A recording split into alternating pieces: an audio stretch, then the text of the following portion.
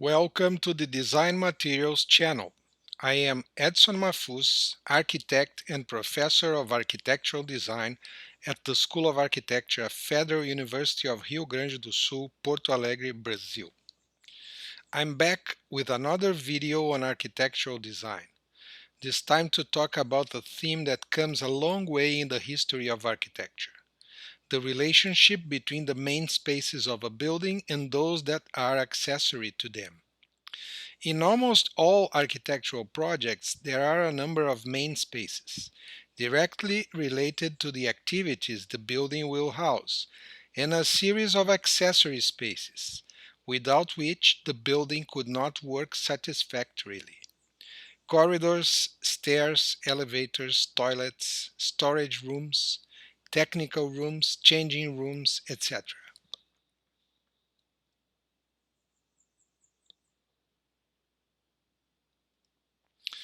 Italian architecture, where the Renaissance was created, had a great influence throughout Europe because, in addition to references to the Greco-Roman past, it was characterized by the internal coherence and external unity of its projects and buildings. It was not for nothing that several of its best architects were called to work in other countries, as, for example, Serlio and Bernini in France. The Renaissance plan was essentially a sequence of separate rooms whose only connection was through a door.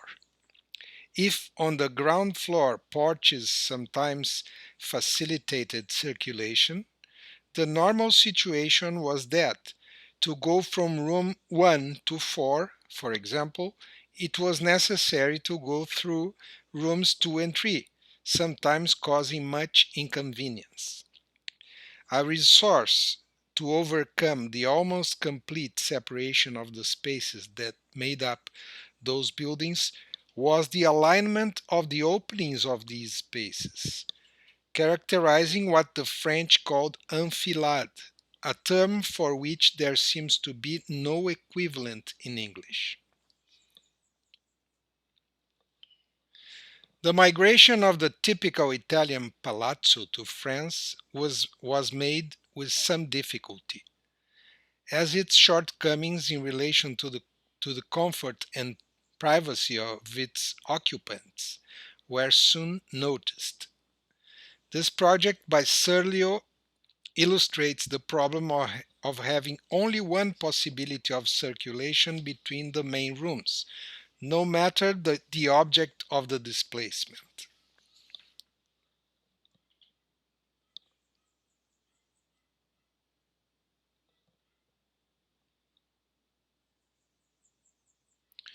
Here we see a first step towards correcting these problems: the duplication of the main body of this mansion, which offers alternatives for circulation between the main rooms.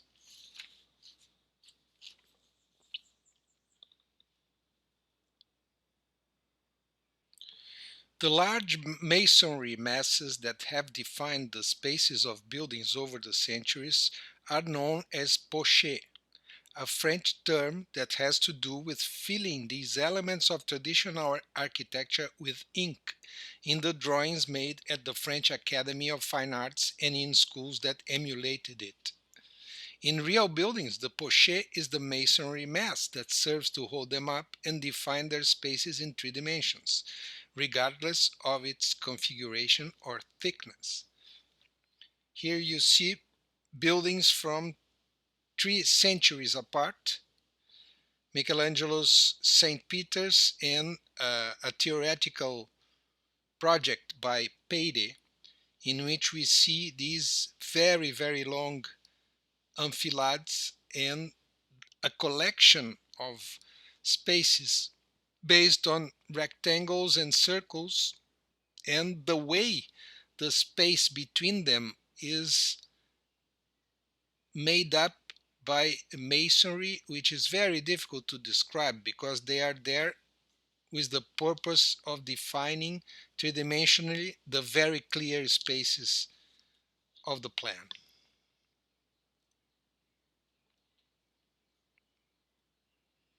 An example of something that would become very important in French architecture of the 18th and 19th centuries, the dégagement, that is, the residual spaces, corridors, stairs, and small rooms that exist between the main rooms. In the 18th century, the Poche is no longer just a masonry mass, but also becomes a space that can be occupied by circulation and other service functions. A building from the late 18th century serves to show this quite well. This portion of the building is enlarged on the right, where one can see the served spaces in yellow, with their clearly defined and easily understood shapes, and in between, the servant spaces that occupy the residual areas between them.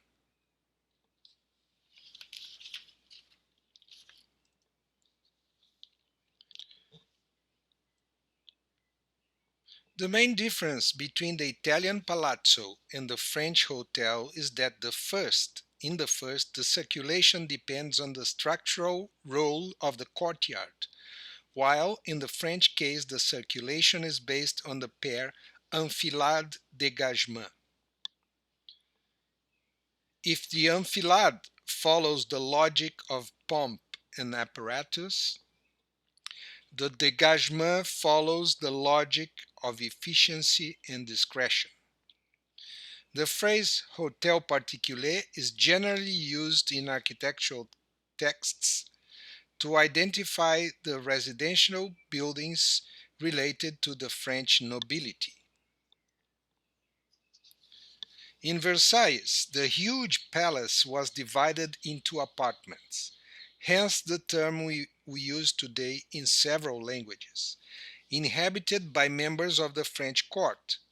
Those apartments consisted generally of a number of representative spaces and their respective service spaces. A quote by the well-known abbot Marc-Antoine Logier, author of the concept of the primitive hut, in which the dégagements are understood as the possibility to move around, to enter and leave a building without being seen. Three examples of country houses from one of Jacques-François Blondel's book, a book on the distribution of country houses and about the decoration of buildings in general, a book from 1737 in which one can see the extensive use of dégagement. The term distribution started to appear at this time, being directly linked to the search for convenience and privacy in the most important buildings. The enfilades and the dégagement.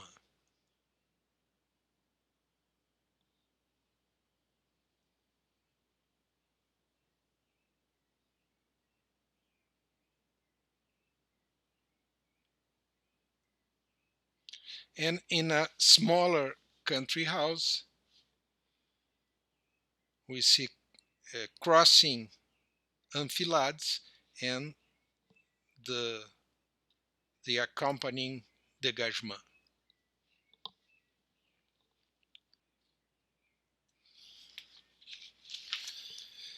In Le Corbusier's work, the Poche dégagement goes from being hidden and segregated from the main spatial sequences to become the real plastic event of the project. In most of Le Corbusier's projects, there is a general order, materialized by the structural grid and the elementary external volume. that allows accessory spaces to be freed and adopts the condition of loose figures in a homogeneous and fluid space. The rooms of geometric configuration of academic architecture cease to exist, and what was between them, the spatial residue that we call Poche dégagement, becomes an integral part of the architectural experience. Here we see in the Genere Raff house how the convex and concave shapes of the service spaces, the small service spaces, become a way of activating the space of the main rooms. The same thing happens here in the Maison Guillette, as shown by the red squares. And Le Corbusier was very keen on emphasizing the spatial quality of the accessory spaces, as we can see in the two drawings by Le Corbusier highlighted here. They come from a sheet of drawings intended to show the design to the client. And this went on in Le Corbusier's work from the 20s to the 1950s and to the end of his career, as we can see here at the Mill Owners Association building.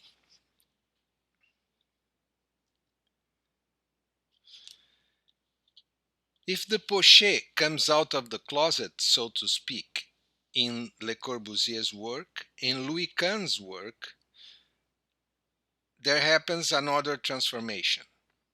Not only do service spaces become active components of the plan, following the lead of Guadet and Le Corbusier himself, but they also participate in the unity of a structured entity.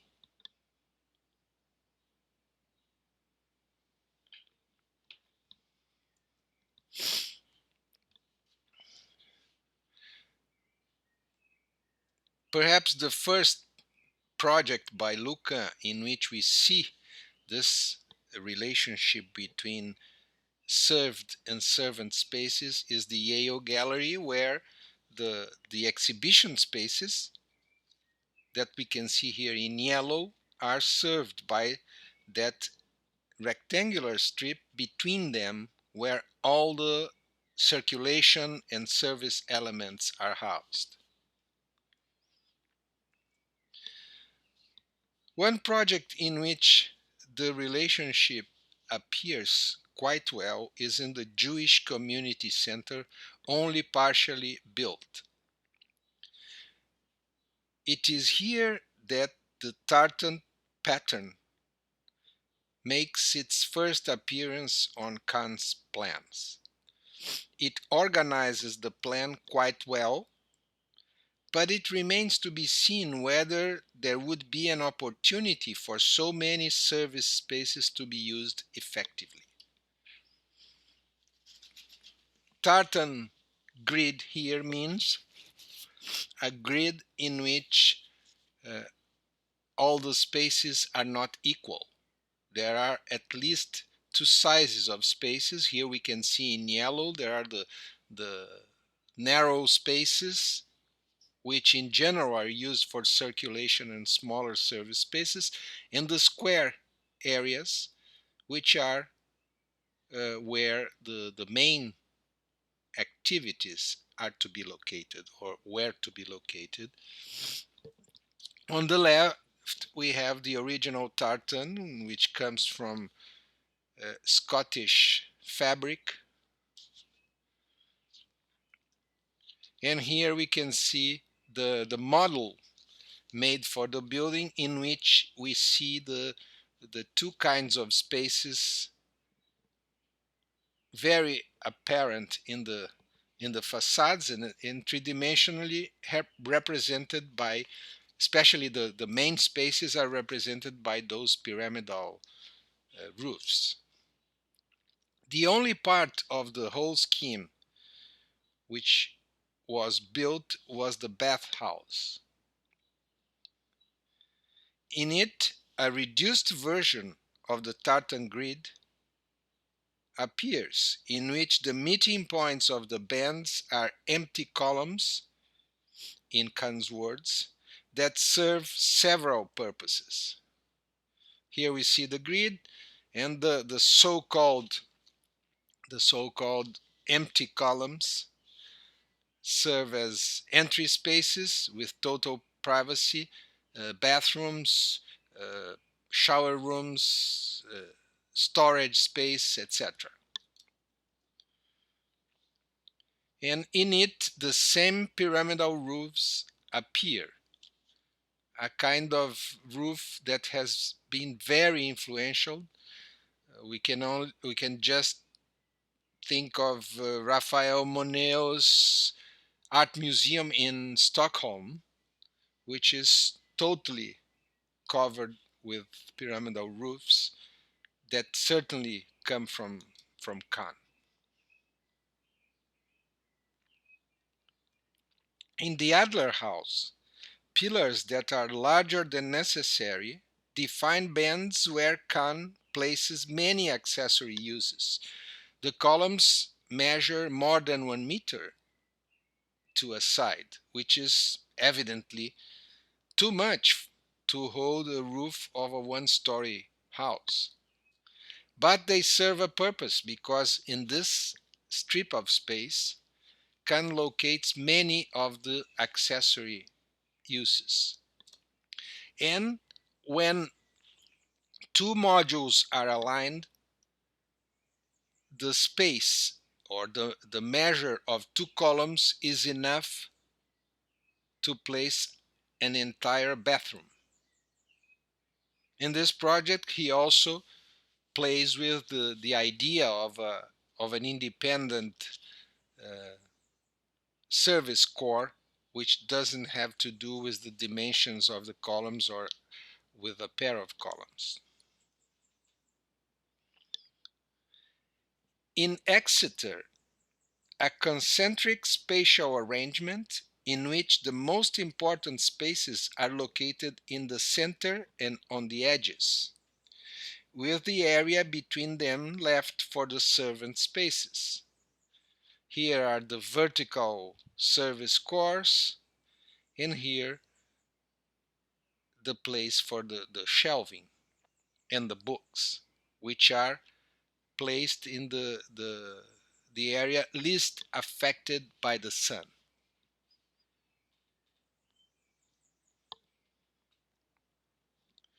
Something similar happens at Erdmann Hall, a girls' dormitory made up of 3 blocks arranged in a very similar way to the Exeter Library. Around a top-lit atrium, concentric spatial rings serve the bedrooms, the outermost and largest of them. Here we have the inner ring, just around the main atrium spaces. Then around it in white we see the corridor spaces, the storage in the living rooms, and then in yellow the rooms where the girls used to live and still do.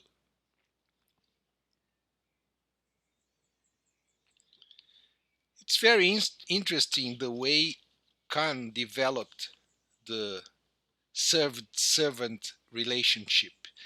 In his entire work, we can find 3 different ways of using this relationship. The first one is as vertical elements. Here we see the first part of the building, the first part to be built. These 3 towers, where the first and the structure is a very interesting one, prefabricated and put in place in a very short span of time. And then the second group of towers, which didn't have the same budget and had to be built on site. The structure, I mean, the resistance structure had to be built on site, and we can see the difference in detail. The first part being much more subtle and elegant, so to speak, than uh,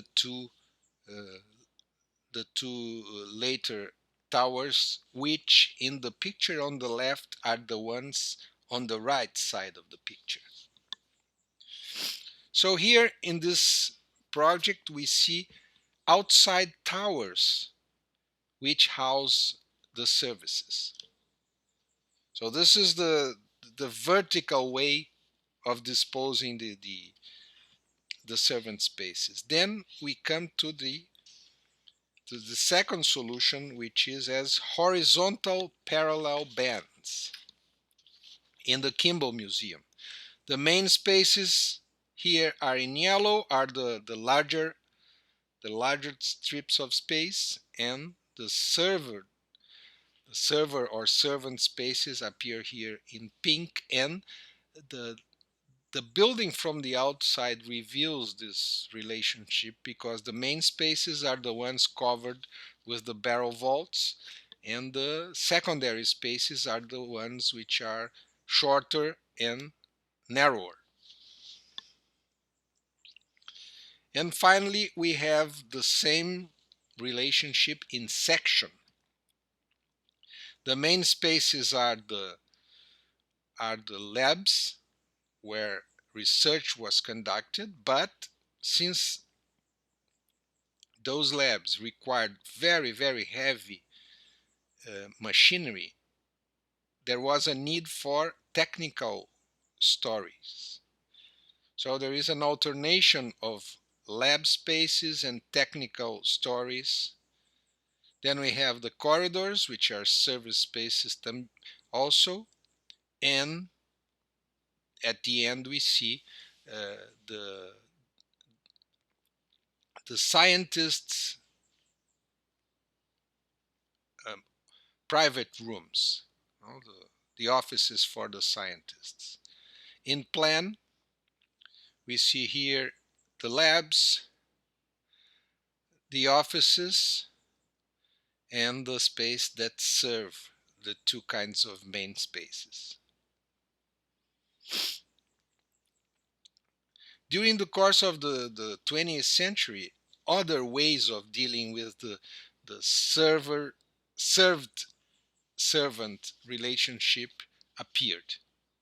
So we'll see a few of them.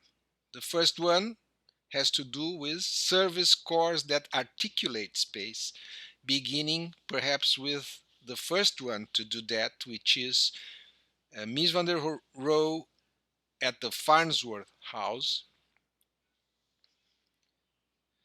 where the position of the service block defines the size and position of the other areas around it. We can see that this service core is a little to the right, a little to the top, and this defines what happens, the size of what happens around it. Going in a clockwise way, we have the kitchen area, the bedroom area, the living room area, and the dining room area. And all of them have different sizes defined by the position of the service core, which is seen here in 3 dimensions.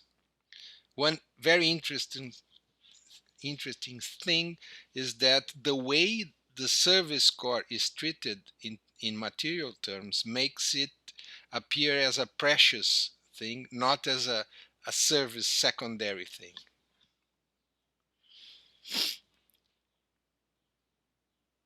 In this project for low-cost housing in Barcelona, we see a very similar strategy to the one seen at the Farnsworth House in the opposite spectrum of income. Here we see a bathroom placed in a way that defines the kitchen area, the living area, and the sleeping area in uh, an apartment which is very limited in terms of area.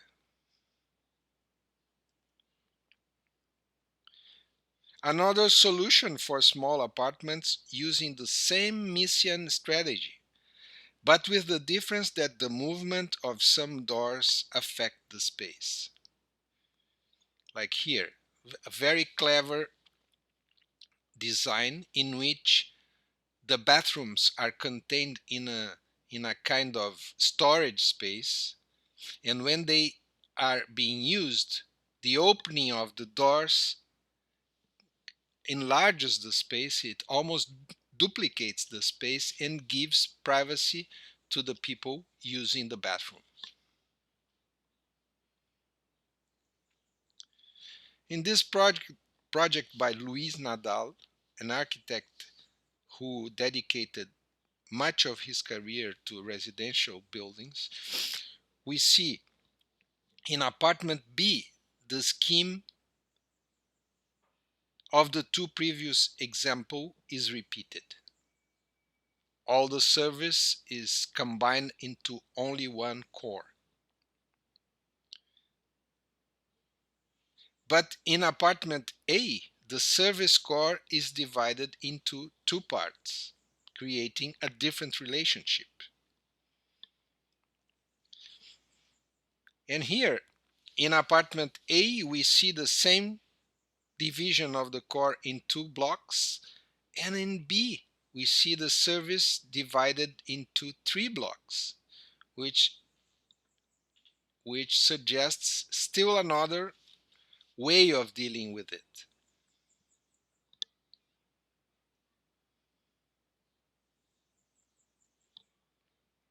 Here too, the service sets the pace and helps define the spaces served.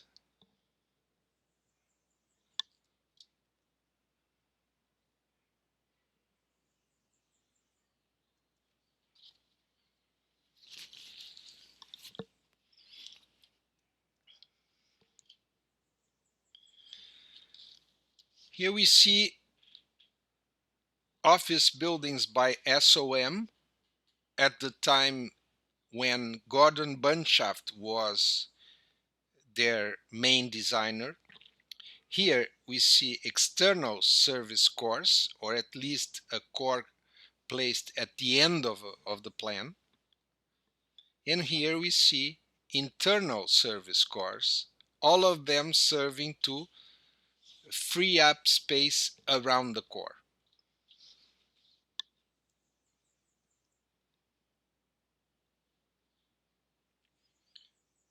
In this example, service blocks define spaces and support them.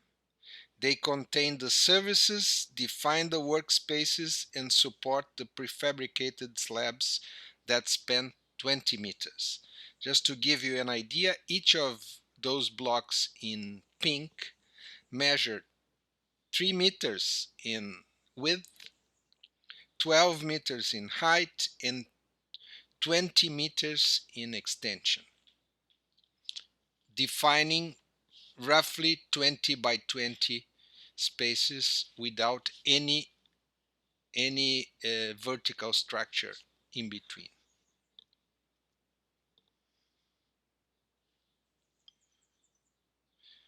A trio of similarly designed buildings in which the centralized service core frees up the rest of the plan.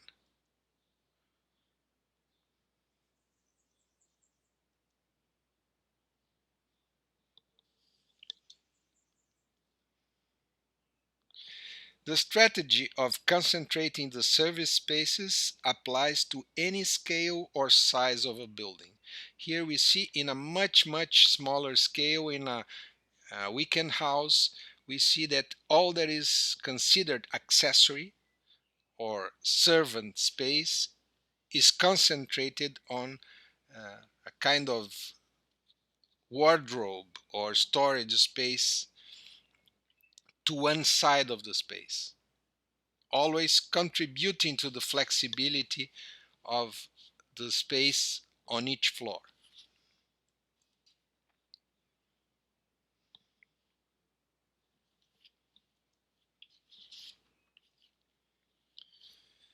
The service strips on the borders release the rest of the plan from any limitations and also help to resolve the contact with the neighbors, as we saw in the video called Good Neighbors a few weeks ago.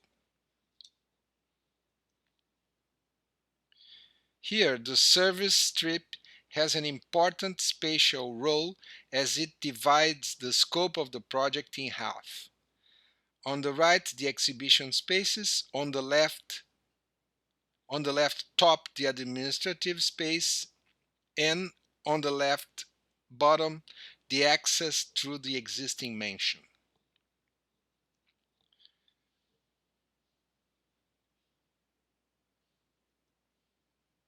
Something similar happens here, separating the classroom area from the common spaces.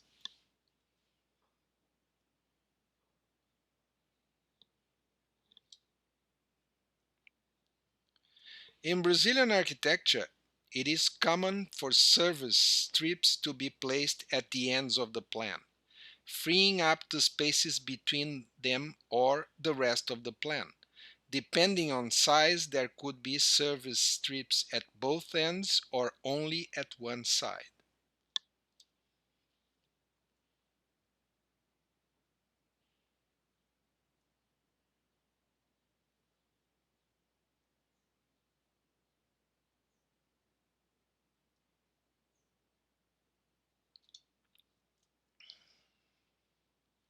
In residential programs, the former strategy is reversed.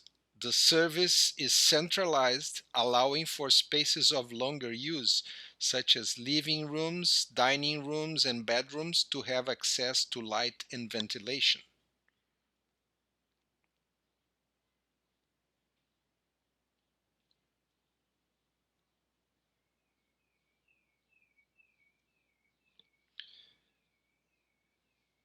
As an end to this video, a couple of experiments in which the service is atomized, occupying in the first example the center of the plan, releasing the edges, and in the second example, partially occupying the edges, thus releasing the core of the plan.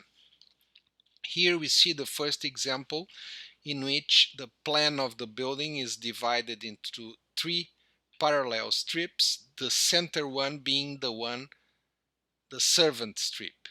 In it, there are some elements that resemble wardrobes but house storage, kitchens, bathrooms, and allow apartments to grow by the accretion of transversal bands like we see on the left. We have a small 58 square meter apartment, then a 78 square meter apartment, then a 98, and we could have larger apartments depending on how many uh, spatial strips one bought.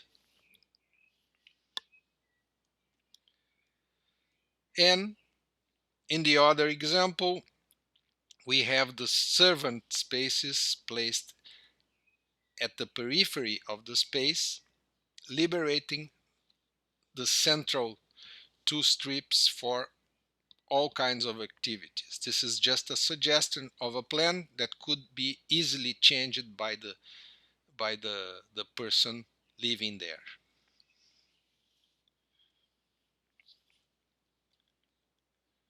Thank you very much for watching. I hope you have liked and come back for the next video.